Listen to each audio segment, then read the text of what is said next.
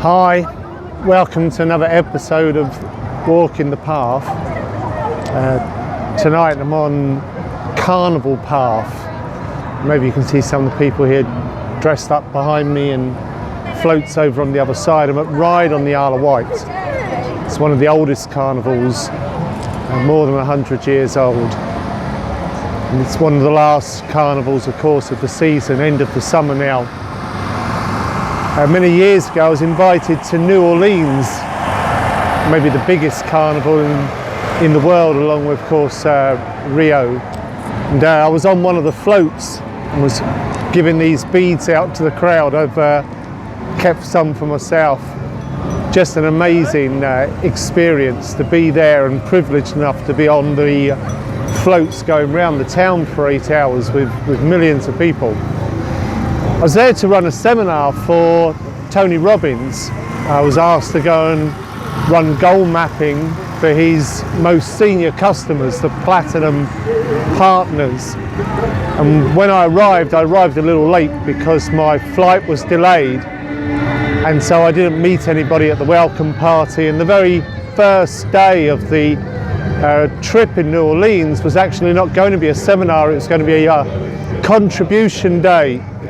And so all of the delegates, plus myself and the support crew, we all went and we gave a day of our time as volunteers to help with the homeless people in New Orleans, because at that time New Orleans was still getting over the devastation of Hurricane Katrina.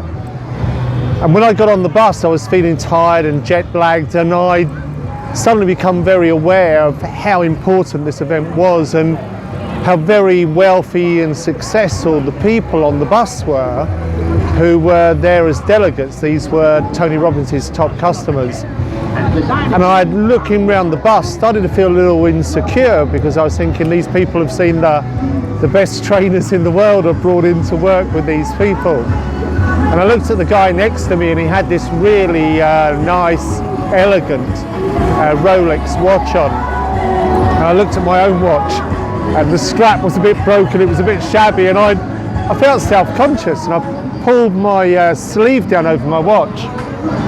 When we arrived at the building site, there was a great motivational talk by the foreman saying how important it was to help the homeless people get homes, and the homeless people were there helping as well, and we were all gathered round. He said, right, time to start work. And I looked down and my watch was gone. And I missed it immediately. And I searched high and low, and I didn't want to spoil people's contribution day, so I didn't make a big thing of it. But it was really in my mind that maybe I was being punished a little by the universe, because I was ungrateful for the watch I had and envied somebody else's. The next day was when we were on the Mardi Gras floats, and I kept asking one of the delegates the time, and he said to me, don't you own a watch?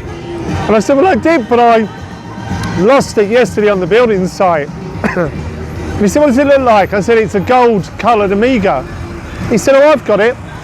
He said, I found it laying on the floor and I thought it was junk, so I picked it up and don't know why I kept it. He said, I'll give it to you tomorrow. And the next day I'm running the seminar, and he come in and he put the watch down on the table right in front of me, and of course everyone was looking at me, and I decided, because the workshop was not just a goal mapping workshop but also about self-esteem and being authentic, thought I have to tell the truth about how I was feeling. And I looked to the guy who had the gold Rolex watch, and I said to him, Doug, it was your watch I was admiring. And he became really emotional, and he explained to me that the watch had been given to him by Tony Robbins in gratitude for some work he'd done for them in helping them set up their foundation. At the end of the seminar, it became a big talking point about how when you wish for something more, something better, never let that make what you already have wrong in any way. And when you're setting goals for things you want to get, it's also good to set some goals that are contribution goals, something you're going to give. At the very end of the seminar, which was over several days, we were having a team dinner together and talking about the key points. and the big learnings from the trip. And I went and stood out on the veranda of the like old plantation house we were in, and just taking in the moment. And this guy, the delegate who was wearing the watch, came, stood at the side of me, Doug Allen, and he said, "Tell me again about the lessons, Brian." And I said, "Well, when you're setting a goal for something you want to get, also set some goals for something you're going to give, some contribution goals. And it's great to aim for something more in life, but never allow that to cause you to fall into the trap of thinking that what you have isn't good. Be grateful for what you have while aiming for something more."